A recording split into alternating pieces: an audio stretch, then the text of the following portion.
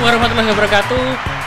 Kembali lagi bersama Akun Syafril di acara podcast Antara dalam program Berisik Berita Asik. Kali ini saya harus tampil sedikit beda menggunakan kostum yang edisi Ramadan. Jadi karena menyambut Ramadan ini kita sedang menggali atau mencari-cari narasumber yang sesuai dengan apa yang ingin kita cari di sini. Dan kali ini kita akan kedatangan tamu yang sangat spesial. Oh bukan, kita bukan kedatangan tamu. Lagi-lagi saya yang mendatangi tamu di salah satu kota yang sangat indah di kota Bandung. Dan Bandung terkenal dengan fashion dan juga senimannya.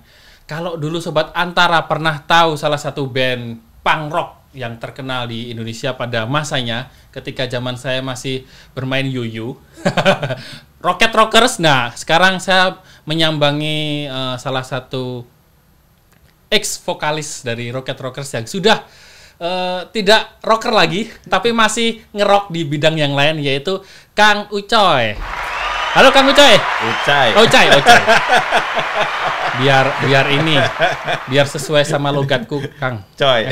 Iya kan coy gitu. Kang Ucai. Alhamdulillah sehat. Gimana kabarnya? Kang Afud sehat. Alhamdulillah. Terima kasih juga buat Antara nih, kehormatan nih bisa datang ke sini.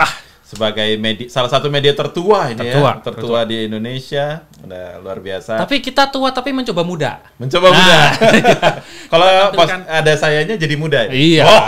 Kalau Kang Ucai kan jadi kelihatan seger gitu, karena temanya kan seru. Kalau tua-tua ya nanti kita mendatangkan, ya nggak enak. Saya nggak enak nyebut. Kang Ucoy. Kang Ucoy lagi. Kang Ucoy.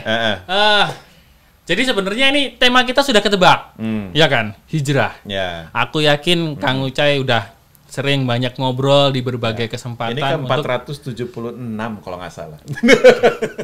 Detail banget. Itu catatannya kelihatan.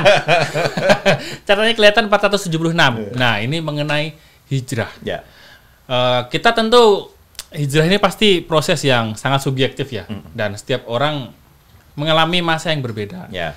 Nah, tapi yang unik dari Kang Ucai ini hijrahnya dari hal yang kontradiktif. Kalau orang-orang melihat kan dari dulu masa ngeband di musik, Rocket Rockers yang zaman dulu terkenal dengan raja atau raja pensi lah. Karena saya juga sering ngikutin dulu, bahkan ingat belajar chordnya di majalah yang serasa Roma Irama gitu ya. Iya. Ada rajanya gitu, raja dangdut, raja pensi. Ini raja pensi, Rocket Rockers yang terkenal dengan ya dunia rocker, punk dan sebagainya sampai akhirnya. Nah, mungkin Kang Ucai bisa menceritakan itu gimana dari mulai menikmati dunia panggung yang sangat kita tahu di backstage seperti apa, di balik itu bagaimana, sampai akhirnya menemukan jalan yang mungkin lebih baik dan pastinya akan mendapatkan hal yang lebih baik. Ya, bismillah. Sebenarnya singkatnya sih ya, saya dulu pertama ngeband itu sama Rocket itu tahun 99 dan selesai menjadi alumni tahun 2013. Jadi sebutnya saya alumni Rocket Rockers. Alumni Rocket Rockers. Karena kita nyebut genre kita tuh college punk. College punk. Punk kampus. Punk yang kuliah. Iya. Boleh karena juga waktu itu emang pertama mulai ngeband tuh umur anak-anak tuh masih 17, 18, 19 ya, masih arsiran itu. Jadi baru selesai SMA, baru nyari kampus. Kalau saya udah kuliah duluan karena saya yang paling tua. Lebih cuma setahun sih, lebih tua setahun. Tapi tetap tua, Cok. Tetap tua. Ya. Itu mutlak. Tapi wajah enggak lah ya. Enggak. Circle-nya tuh umuran segitu ya masih pencarian. Jadi kita pun ya ngeband ngalor ngidul aja sih sebenarnya buat eksistensi, karena di era 90s tuh kan belum ada yang namanya sosial media seperti sekarang. Streaming pun belum ada. Ya, kayak internet juga baru mulai. Ya. Jadi untuk eksistensi itu rata-rata remaja Bandung itu atau anak-anak muda Bandung tuh lebih banyak berkarya ya. Entah itu ada teater, entah itu ada musik atau lebih ke sport gitu kan. Ya lingkarannya itulah circle anak muda rata-rata itu. Kalau saya memang circle-nya di musik, jadi ya dapatnya di situ gitu. Dan kita pun untuk menjaga eksistensi ya harus ngeband akhirnya kan, maksudnya terus cari panggung sampai akhirnya jadi karir. Yang tadinya cuma ngalor ngidur band seleksian, terus kita ikut beberapa seleksi kayak gitu ya, sampai akhirnya dikejar-kejar sama label untuk ya mau. Nah dulu rasanya ketika masa itu, kita bilang masa itulah, masa yang lalu itu, ketika memasuki dunia label atau di label itu tertarik dengan Rocket Rockers, dan itu mungkin jadi salah satu cita-cita lah ya. Cita-cita bersama dari Rocket Rockers itu rasanya gimana, Kang? Ya nggak nyangka aja ya, karena kita merasa band kita tuh memang benar-benar band komplek perumahan gitu ya, band pensi lah ya, anak SMA yang memang belum tentu arah gitu ya. Dan tapi seiring kita dapat panggung, ternyata zaman dulu, viral versi zaman dulu kali ya, dari mouth to mouth gitu.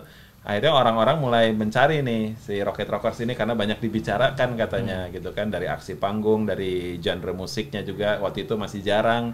Dan ketika itu akhirnya si Rocket Rockers tuh sampai ke titik dapat label rekaman indie untuk album pertama tuh, Soundtrack for Life tuh dirilis tahun 2002 gitu ya. Harusnya 2001 karena terlambat jadi 2002.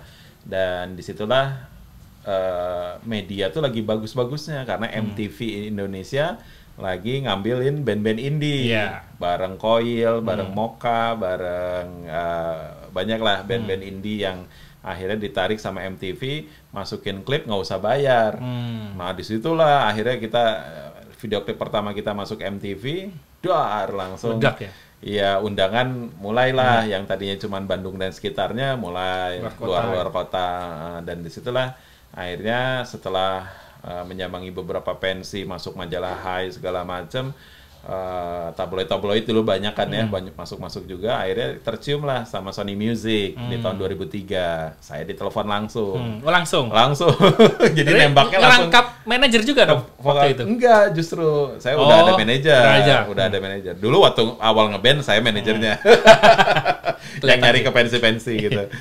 Cuman ketika udah ada manajer, nggak tahu kenapa Sony langsung kontaknya ke saya gitu. Nggak tahu dapat nomor dari mana, dan dia langsung nawarin. Ya saya tahan dulu kan, saya tanya anak-anak dulu mau nggak nih gitu kan, karena kita masih pada kuliah, nggak tahu nih apakah mau ngeband seserius itu atau gimana gitu kan. Akhirnya ya udah kasih tahu ke anak-anak pun akhirnya tertarik, ya why not gitu kan, selama mereka ngeganggu karya kita ya udah hajar aja gitu. Dari situlah akhirnya masuk major label tahun 2004, rilis tuh album Ras Bebas, album kedua. Gitu. Terus dari awal Rocket Rockers sampai akhirnya jadi alumnus 13 tahun ya? 13 tahun. Sekitar 13 tahun lah. Titik tertinggi atau tersukses dari Kang Ucai ketika menjadi vokalis Rocket Rockers di hal apa ini ketika itu? Titik tertinggi ya. Kan ada dong masterpiece atau ini aku banget nih, aku yang paling sukses nih gitu, misalnya. Memang ketika gradasi misalnya si Rocket udah mulai di-endorse sama brand internasional waktu itu ya. Ada sebuah brand skateboard internasional. Terus kita pun mulai dapat tur-tur acara skateboard gitu ya. Memang kita musiknya disebutnya musik ekstrim dulu ya. Jadi cocok dengan ekstrim sport. Dan akhirnya kita mulai manggung, dapat undangan juga manggung di luar negeri. Akhirnya kita sempat tuh manggung di Asia, dapat Malaysia, Singapura, Filipina waktu itu. Dan puncak-puncaknya itu pas 2012, justru pas udah mau keluar, itu dapat manggung di Eropa. Dan dapat di Amsterdam sama di, manggungnya sih cuma 2 sih, di Amsterdam sama di Jerman, di Berlin. Sama yang lainnya untuk bikin klip aja gitu. Sebenarnya itu klip perpisahan. Sebenarnya gitu. 2012 awal udah ada obrolan. Udah ada obrolan saya mau resign. Tapi untuk menutupi semua tanggung jawab saya harus 1 tahun itu diselesain dulu. Kayak tour, album segala macam tuh udah selesai. Jadi saya ya udahlah, saya selesaiin tanggung jawab saya, tapi saya sudah ngasih tahu ya, saya mau keluar gitu. Saya sudah ngasih tahu ya, saya mau keluar gitu. Nah, karena udah disebut resign dan mau keluar, nah kita langsung ke turnover-nya Kang Ucai ini. Ketika 2012 ya, udah ngerasa udah waktunya selesai nih. Aku main musik atau di Rocket Rockers lah mungkin. Itu sudah ngerasa apa gitu? Kok bisa sampai ketika tadi kan bilangnya 2012 masa tinggi nih, tapi kok malah pengen keluar. Gitu. Sebenarnya kalau kenapa keluar tuh ya Apakah memang sudah mata hijrah atau ada persoalan lain dulu? sebelumnya sih emang udah karena ya mantep ya pengen keluar gitu ya, karena semua ini bukan karena satu hal langsung keluar gitu, tapi proses berpikir. Jadi kalau sebut proses hijrah saya itu ya proses berpikir. Jadi ketika saya mulai paham tentang sesuatu, mulai saya mendalami lagi seperti apa sih Islam ini gitu kan. Ya akhirnya disitulah saya punya kacamata baru yang mungkin dulu saya memandang kehidupan itu memakai kacamata liberal. Ya. Wih, liberal nih. Iya. College banget nih, college pangnya kerasa. Karena ya terus terang aja ya, hampir semua kan ya, Iya. yang memang kita berarsiran dengan punk rock, dengan ya skena itulah. Pasti liberalisme itu hal yang sebuah keniscayaan gitu yang pasti dianut gitu ya. Walaupun kadarnya berbeda-beda gitu kan. Nah, saya pun dulu mengalami fase-fase liberal itu, dan ketika saya udah sama Allah diberi jalan lah ya untuk menuntut ilmu gitu ya, sampai akhirnya baca beberapa literasi tentang Islam, ya akhirnya saya mulai bercermin sama diri saya sendiri. Nah, itu titik apa yang membuat itu, Kang Ucai, ketika apakah pas lagi membaca sesuatu atau mendengarkan ceramah, atau apa yang memutuskan ini kayaknya aku nggak pas nih jalannya? Sebenarnya sih lebih ke lingkungan ya, bukan band Rocket Rockers ya, tapi lebih ke, saya kan dulu aktif di Twitter, dan saya follow orang-orang yang memang di skena saya gitu ya, dan mereka pun ya follow saya dari kesukaan yang sama. Justru saya berangkat titiknya tuh dari keresahan saya terhadap pemikiran circle saya, komunitas ya, yang ternyata mengerikan. Apa Karena itu? di Twitter tuh kan semua mengungkapkan pemikiran ya kan? Iya. Ya kan, bener nggak? Betul. Dan saya nggak nyangka sampai ada orang, ini buat sebagian orang ini terdengar ekstrim atau apa gitu ya. Saya kaget dengan ada-adanya orang yang sampai berani nge-tweet, lebih baik saya masuk neraka bersama para artis dan selebritis katanya, daripada harus masuk surga sama FPI. Oke. Hey. Oke, let's start. Oke. Oke. Ini udah disebut. Udah seru kan? Mulai. Iya. Roller coaster udah naik, ya kan? Ini agak grafik agak naik, Iya. oke. Nah, buat saya yang liberal saat itu, ketika baca tweet itu, saya aja yang agak-agak liberal tuh, kok gini pemikirannya gitu, segininya, sampai sesompral itu. Iya, ya itu terlalu inilah. Bukan apple to apple, tapi maksudnya dia cuman kayak menyudutkan aja kan.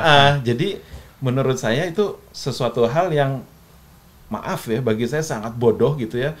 Lebih baik masuk neraka bersama para artis dan selebritis.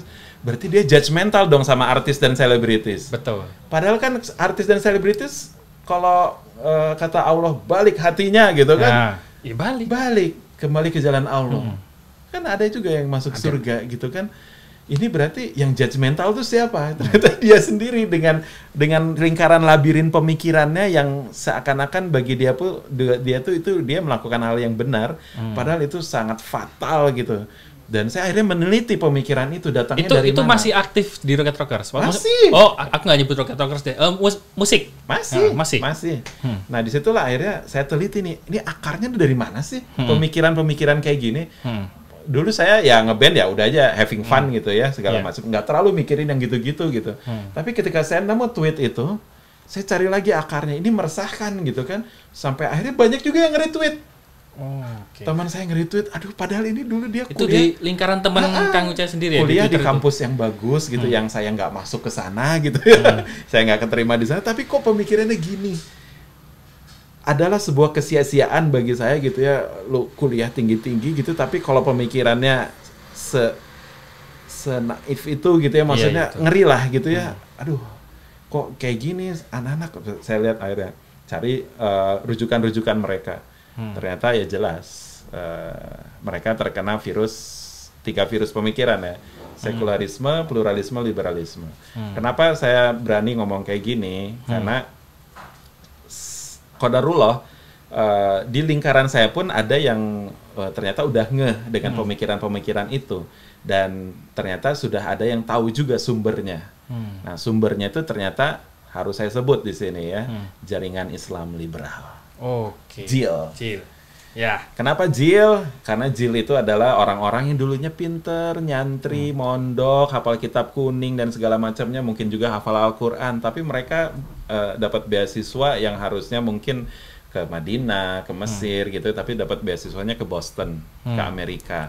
Dan ketika di sana mereka akhirnya diubahlah pola pikirnya, dicuci lah ya. yang tadinya harusnya memandang Islam memakai kacamata Al-Quran dan hadis, tapi memandang Islam memakai kacamata orientalis. Dan disitulah akhirnya mereka pulang ke Indonesia, sudah dibiayai, akidahnya terjual di sana untuk menyebarkan 3 virus pemikiran ini. Yang pertama sekularisme, kedua liberalisme, ketiga pluralisme. Dan disinilah akhirnya saya paham banget waktu itu kenapa di circle saya ini mulai agak-agak ajaib gitu ya pemikiran-pemikirannya. Walaupun bagi saya kalau dibaca lirik-lirik punk, hal itu udah nggak aneh gitu ya. Tapi ini udah terlalu ajaib menurut saya gitu ya. Di saat itu Kang Uce sendiri sudah tergabung dengan kelompok-kelompok Muslim apapun? Belum. Masih sangat sendiri. Masih dan independen ya? Baca sendiri, lihat Al-Quran sendiri gitu. Walaupun, termasuk FPI atau apapun?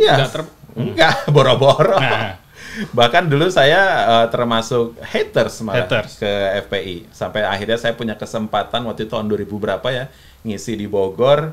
Dan waktu itu panitianya juga ada dari teman-teman FPI. Saya langsung minta maaf langsung ke FPI-nya. Saya dulu adalah pembenci kalian, dan sekarang saya sudah paham apa yang kalian lakukan ini memang semata-mata untuk menggapai ridho Allah. Ya, saya di sini minta maaf. Saya sih selalu berusaha adil dalam berpikir. Walaupun semua orang membenci mereka gitu kan, kalau mereka masih ada celah yang bisa, mereka kan manusia juga gitu kan, masih ada celah yang harus diapresiasi, apresiasi gitu kan. Kalau saya seperti itu, nggak tahu yang lain ya, misalnya, wah Uce gini-gini, nggak peduli. Kalau saya hanya peduli penilaian Allah. Dari situlah giroh saya, semangat saya terhadap Islam tuh mulai muncul. Dalam artian ketika saya mulai baca lagi hadis-hadis, saya follow ustadz-ustadz yang ada di, ustadz masuk Twitter gitu kan, seneng kan dulu, masuk Facebook asik gitu kan. Jadi saya kan termasuk dulu orang yang canggung kalau ketemu ustadz tuh malu banget, saya nunduk, saya mau apa tuh, cuma main band gitu. Jadi dulu mah itulah berkecil hati lah. Minder lah ya. Kalau lihat ustadz, lihat anak santri itu kayak gitu. Tapi ketika saya udah gemes dengan pemikiran-pemikiran yang tersebar di Twitter, 3 virus pemikiran itu, yang akhirnya mengenai skena musik saya juga, disitulah saya merasa punya, sama Allah tuh diberi kayak punya tanggung jawab gitu. Lu dikasih followers dalam hidup lu ini, lu mau pakai apa followers itu? Sebanyak itu di Twitter, lumayan lah ada 50 ribuan followers. Waktu itu belum rame Instagram ya, belum bisa AdSense. Saya merasa ada bisikan itu gitu ya. Ini followers tuh mau dibawa kemana gitu kan? Itu kan hadiah ya dari Allah, maksudnya ada yang memperhatikan lu segala macam. Apapun tujuan dan niatnya ngefollow gue gitu kan. Tapi disitulah akhirnya saya mulai merapihkan diri sendiri. Akhirnya muhasabah diri lagi, bercermin, taruh cermin, maksudnya dalam artian ya secara kiasan gitu. Cai, looking glass self ya. Nama lu tuh Nur Al-Kautsar. Kalau buka KTP kan ada nama Nur Al-Kautsar. Coba inget-inget lagi kelakuan lo, Nur Al-Kautsar kagak gitu kan. Ternyata jauh dari Nur Al-Kautsar. Berarti nama berat itu memang bener ya? Iya. Nama berat itu tanggung jawab maksudnya. Iya. Nah itu bahasa orang dulu tuh, nama berat. Padahal itu nama bagus, bukan nama berat. Jadi kesannya berat aja. Iya, justru pemberian nama tuh harus dari Al-Quran, harus dari orang-orang soleh terdahulu, harus dari para nabi yang disukai segala macam. Karena itu term nama berat itu ternyata itu nggak tahu dari siapa, tapi justru itu yang membuat orang akhirnya takut memberikan nama yang Islami. Bener nggak? Iya betul. Akhirnya dipilihlah nama yang apa, misalnya yang ke barat-barat selatan gitu. sana. Fulgoso apa gitu. Tidak begitu Fulgoso gitu kan. Italiano. Iya. Kasih ini nama bukan cappuccino bermaksud aja, apa, tapi ini realita yang ada gitu ya. Kenapa saya luruskan? Nah, disinilah akhirnya saya juga mulai melihat polarisasi di masyarakat gitu. Itu berarti terjadi di tahun 2012. Gradasinya dari Gradasinya. 2008. Oh, 2008. Oh, 2008. 4 tahun berarti pemikirannya berpikir sendiri, berfilosofi lah. Jujur startnya itu ketika saya mulai tertarik teori konspirasi. Ketika saya mempelajari Illuminati, Freemasonry, Bohemian Club, Satanik, apa segala macam saya pelajari, saya baca gitu kan. Udah kayak Muse itu ya. Iya, saya baca, saya tonton konspirasinya dari entertainmentnya kayak gimana. Mereka masuk ke Madonna, mereka masuk ke Walt Disney, mereka masuk ke segala macam gitu. Saya akhirnya bertanya, ujungnya kemana sih ini gitu kan. Ternyata mengerucutnya ke pelepasan akidah bagi umat Islam, gitu. Ujung-ujungnya penyerangannya ke Islam, ya kembali ke saudara-saudara kita di Syam, Palestina dan Suriah segala macam tuh ya menjadi tolak ukur. Apakah seorang Muslim keberpihakannya benar atau tidak? Itu keberpihakan kita sama Syam atau tidak? Itu polarisasi yang saya lihat di masyarakat di anak-anak gitu ya, yang polarisasi paling gampang yang besar lah ya. Yang saya lihat. Ini ternyata arsirannya gitu kan. Dari situlah saya mulai sadar gitu kan, ketika mereka dibombardir segala macam gitu kan, kok saya di sini manggung-manggung ya, kok di sini saya hanya senang-senang ya, kok nggak mikirin mereka ya, kok nggak ngumpulin dana buat mereka ya, saya dikasih followers banyak ya, gitu kan. Sedangkan mereka di sana, wah matanya ketembak, tangannya buntung, ini buntung, ada yang bapak ibunya entah kemana gitu kan. Disitulah saya mulai peduli dengan Syam, peduli dengan Palestina, Suriah dan segala macamnya ya. Kalau sekarang ada Rohingya, ada Uighur ya, akhirnya saya peduli dengan mereka karena Muslim itu sejatinya satu tubuh ya, satu tubuh yang harus kita merasakan juga. Kalau mereka menderita, kita bisa merasakan juga empatinya seperti apa. Disitulah Allah tampakkan ya. Akhirnya di sosial media tuh nggak tahu tiba-tiba keluar aja gitu kasus di Palestina, di Suriah, kayak kok saya jadi dikasihnya guide-nya ke sana gitu. Akhirnya disitulah kecintaan saya terhadap Islam mulai tumbuh. Yang tadinya nggak peduli, yang tadinya nggak terlalu gimana gitu, biasa-biasa aja, lebih tinggi kecintaan di musik gitu kan daripada Islam itu sendiri, dan akhirnya mulailah terjadi timbangannya tuh gradasinya mulai lebih di Islamnya itu sendiri. Dulu waktu ngeband sholat nggak? Mulailah terjadi timbangannya tuh gradasinya mulai lebih di Islamnya itu sendiri. Dulu waktu ngeband sholat nggak, Kang?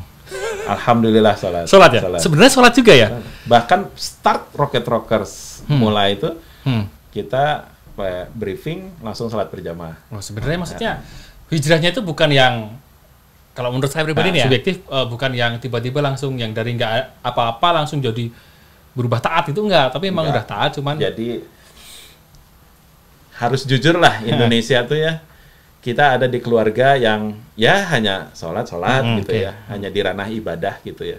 Memang saya juga akhirnya merasakan gitu, nggak sampai ke ranah wacana, nggak sampai ke ranah pendalaman Quran dan hadis gitu, kecuali orang-orang yang bapak ibunya berafiliasi dengan NU, Muhammadiyah, Persis, apapun itu ya, yang ada di Indonesia pada umumnya. Kalau saya kan walaupun saya respect dengan orang tua yang masih memberikan guru ngaji saya di rumah gitu ya, walaupun marbot dari depan masjid gitu ya, tapi at least masih ngasih pendidikan Al-Quran. Dan di sekolah umum pun hanya seminggu sekali dapatnya agama tuh kan, sedikit lagi jamnya gitu kan. porsinya gitu kan. Gitu kan.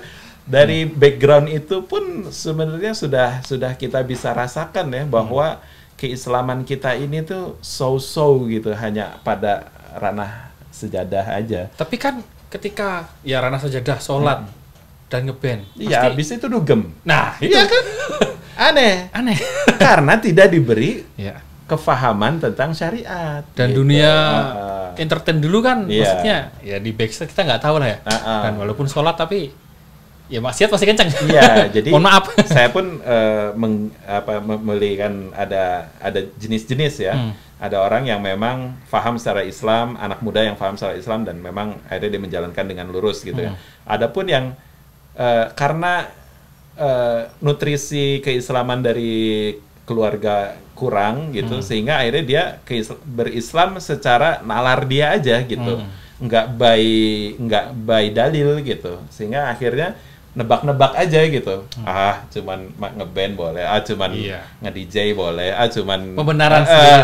Nah, akhirnya timbul lah. Nah, itu kenapa saya berislam tapi dengan kacamata liberal. Gitu. Jadi, kenapa saya di awal tuh ngomongin itu. Jadi, hijrahnya saya ini, proses hijrah saya itu bukan yang tiba-tiba dapat musibah apa terus gitu kan. Ada contoh, memang ada yang memang itu. Ada yang kayak gitu. Tapi kalau saya berbeda. Berbeda. Ya qadarullah-nya saya memang proses berpikir.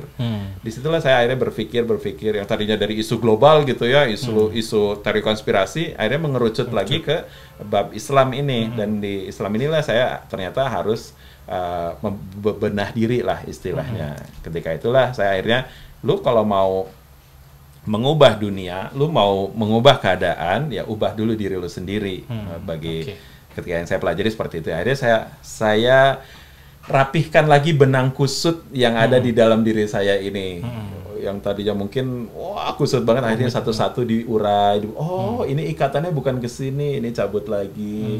Ini kan kebuka tuh ikatannya tuh. Akhirnya mudah-mudahan dalam proses memperbaiki benang kusut yang saya lakukan ini, ketika saya harus dipanggil, ya saya dalam proses memperbaiki benang kusut itu. Mudah-mudahan ya. Jadi kita nggak akan mencapai titik ideal memang gitu ya, ideal yang gimana gitu ya, sampai jadi LC atau apa gitu, udah waktu juga udah gimana gitu ya. Tapi at least lah saya bisa berhikmat gitu ya. Setidaknya ya nyediain meja buat ustadz gitu ya, bikin kajian gitu kan, nge-repost mereka gitu, dan menjadi istilahnya tuh ya salesnya kebaikan lah gitu ya. Tentara Allah lah. Gitulah tentara Allah. Lalu apa respon anak band waktu itu? Tanggapannya ketika Kang Uceng ngomong, aku mau udah nih, atau gimana? Ada yang kaget, ada yang sudah memprediksi. Jadi saya pun sebenarnya sudah menampakkan diri. Karena yang dulunya nggak berani nge-tweet tentang keislaman, akhirnya mulai berani tuh nge-tweet hadis, nge-repost Agim lah ya. Terus atau siapa yang ada di Twitter waktu itu, masih yang ustadz yang populer aja yang ada gitu. Sampai saya belum tahu tuh ustadz-ustadz lain yang lebih nggak tersorot gitu kan. Akhirnya dikasih tahu teman, coba ustadz ini, ini. Sampai ada ustadz yang bisa mengurai tiga pemikiran tadi, sekularisme, liberalisme, dan pluralisme. Disitulah saya mulai follow Ustadz, ada namanya Akmal Syafril waktu itu, yang membuat buku Islam Liberal 101. Hampir mirip saya Akmal Syafril. Ya, Mudah-mudahan mirip ininya juga. Ya. Dia lah yang mengurai pemikiran, tiga virus pemikiran itu yang justru sekarang menyerang ke anak muda. Dan disitulah akhirnya saya pelajari, dan disitulah kepuasan saya secara akal, secara keinginan untuk bertanya tentang apa tuh ada dari yang dia tweet, dari yang dia tulis gitu kan. Saya nemukan jawabannya gitu. Ini ternyata gitu kan. Sempat ketemu nggak? Itu sempat. Akhirnya kita satu komunitas. Satu komunitas namanya Indonesia Tanpa Jil. Indonesia Tanpa Jil. Iya, jadi saya memang masuknya langsung ke ranah perang. Ya udah ke situ. Iya. Udah emang frekuensinya ke sana. Iya. Frekuensinya ke sana, dan Allah arahkan ke sana. Mau ngapain lagi kan belum ada tuh. 2012 waktu itu ya, Indonesia Tanpa Jil tuh. 2012 tuh belum ada yang namanya yang lembut-lembut ya, kayak Pemulai Hijrah gitu. Kayak gitu-gitu belum ada tuh. Sampai akhirnya saya masuknya ke ranah itu, otomatis serangan pun luar biasa. Akhirnya saya diserang lah dengan beberapa yang tidak suka dengan saya di komunitas. Ada yang sampai bikin surat terbuka untuk vokalis Rocket Rockers gitu-gitu, segala macam lah. Sampai akhirnya dapat serangan yang luar biasa. Sehari ada 100 mention masuk gitu ya, bulian segala macam. Ancaman itu, ada ancaman juga. Lebih ke bully ya, bully. Ancaman ada, bully. Tapi ketika saya belajar lagi Sirah Nabawiyah tentang beberapa, walaupun saya belum tamat ya Sirah Nabawiyah waktu itu, terus para sahabat kayak gimana zaman dulu, saya diginiin doang sih, nggak ada apa-apanya gitu kan. Kalau Bilal kan ditaruh batu panas di ininya, di dadanya gitu kan. Levelnya udah tinggi ya. Gitu kan. kalau saya ngeluh malu juga nih ya Iya. gitu kan. Dari situlah sunatullah, ketika kita menampakkan keislaman kita, maka bersiap-siaplah dengan ujian keimanan, karena di surat Al-Ankabut ayat 2 kan di situ disebutkan ya bahwa apabila kita menyatakan beriman, redaksinya kurang lebih seperti ya, maka Allah akan menguji kita gitu kan, sejauh mana sih keimanan kita gitu kan. Nah, ujian-ujian itu tuh ya dimulai dari start dari lingkungan terdekat, circle terdekat ya, dari bulian-bulian, mana teman yang fake, mana yang asli, yang mana gitu. Ada yang dulunya wah gimana pas tahu saya menampakkan keislaman saya berseberangan, langsung unfollow, langsung apa? Ya Allah, kok segininya gitu. Padahal lagi butuh-butuhnya dia sama gua datang gitu kan, urusan cuan datang, urusan pas tahu idealisnya gitu. Jadi tapi itu sunatullah. Semua merasakan itu buat teman-teman saya yang hijrah yang lainnya gitu ya, yang menjalani proses hijrah. Saya tidak menyebut saya sudah hijrah, enggak. Masih proses. Saya sedang. Nah, inilah yang ingin saya sampaikan ke pemirsa semua, bahwa orang yang hijrah itu, kita ini kan manusia, selalu punya chance untuk melakukan kesalahan. So, jangan terlalu menaruh ekspektasi tinggi terhadap kami yang sedang belajar ini, gitu kan. Kadang orang ada yang, wah hijrah, terus kita melakukan salah dikit, katanya hijrah, gini-gini, wah gitulah gitu. Teman, itu memang sunatullah, ya sunatullah yang memang jadi teguran-teguran buat kita, yang memang harus kita revisi lagi diri kita pribadi, gitu kan. Ya, memang sunatullahnya seperti itu, jadi emang harus dibawa, emang menegangkan ini, tapi harus dibawa rileks dan harus tetap berpegang, bersandar hanya kepada Allah. Itu aja sih kalau saya. Setelah itu, Kang Ucai memutuskan sama sekali tidak terkait dengan musik. Kalau tidak terkait sih enggak 100% ya. Waktu itu saya keluar tuh benar-benar karena saya udah punya feeling gitu kan. Kalau saya masih di band ini, selesai nih band karirnya. Oh gitu. Karena saya tahu udah banyak yang ngincer saya. Ketika saya udah mulai upload hadis, upload tentang isu apa. Berarti sebenarnya Kang Ucai berusaha menyelamatkan Rocket Rockers. Kalau nyebut nyelamatin kayaknya heroik banget gitu. Iya, apa ya? Kalau saya merasa lebih nggak enak aja gitu. As vokalis saya, karena saya pun merasa kan Rocket itu 2 vokalis sebenarnya, saya dan Aska. Kalau saya nggak ada pun sebenarnya Aska doang pun lebih bagus harusnya, karena yang beneran penyanyi itu Aska. Saya tuh hanya a punk rocker gitu, maksudnya nyanyinya tuh nggak ngecun gitu. Simboliknya. Iya, kalau Aska tuh keluarganya keluarga penyanyi. Dia emangnya Arman Maulana, ya bibinya Dewi Gita. Terus ibunya dulu juga penyanyi zaman Teti Kadi. Terus omnya lagi itu backing vokalnya Sheila Majid. Jadi mungkin Kang Aska bersin aja suaranya enak ya? Iya, dia acing, ada ekornya. Makanya saya tuh sebenarnya awal ngeband aja minder. Lah kenapa nggak lu aja vokalnya? Saya waktu itu langsung nawarin jadi manajer sebenarnya. Karena saya senang ketemu banyak orang sebenarnya. Udah gue manajer aja lah gitu, tapi dia masih ngomongnya gue masih pengen ngegitar sama vokal gitu, jadi udah bareng-bareng aja lah gitu, dienakin aja katanya. Ya udah, akhirnya disitulah saya keterusan sampai 13 tahun itu. Kayaknya setelah 13 tahun itu tugas saya merasa saya sudah selesai dengan nganterin Aska untuk nyanyi sendirian gitu. Sesimpel itu sebenarnya. Saya takut mengganggu ketika pola pikir saya atau kacamata saya dalam memandang kehidupan sudah memakai kacamata Islam. Saya khawatir mengganggu band ini gitu kan, karena khawatir ya mungkin terlalu gimana gitu kan, sampai akhirnya ya sampai keluar surat terbuka apa segala macam. Itu kan sebenarnya suatu hal yang wow gitu kan, wah sampai ada di level ini ya gitu ya. Ya disitulah saya akhirnya cuman serangan itu yang paling parah itu datang ketika saya memang udah mau resign, udah ngasih tahu ke teman, saya mau resign ya gitu. Jadi bukan karena ada kasus itu saya resign gitu, enggak juga. Sebenarnya saya udah aja kata, udah lu pertahanin aja lu di situ dulu, nanti lu dianggap kalah sama yang ngeceng-ngeceng lu gitu-gitu. Enggak apa-apa, gue terserah deh orang mau ngomong gue kalah, ngomong apa terserah, gue hanya peduli urusan gue hanya sama Allah gitu kan. Gue minta ridho Allah aja gitu kan, karena emang udah pengen banget keluar gitu. merasa menjadi duri di dalam daging lah istilahnya kayak gitu. Baik Sobat Antara, itulah tadi podcast Berisik Berita Asik episode kali ini bersama Kang Ucai, ex Rocket Rockers yang sekarang masih Rockers juga, tapi Rockers untuk menegakkan siar-siar di jalan Allah. Sampai jumpa di podcast Antara selanjutnya. Bye-bye. Assalamualaikum warahmatullahi wabarakatuh.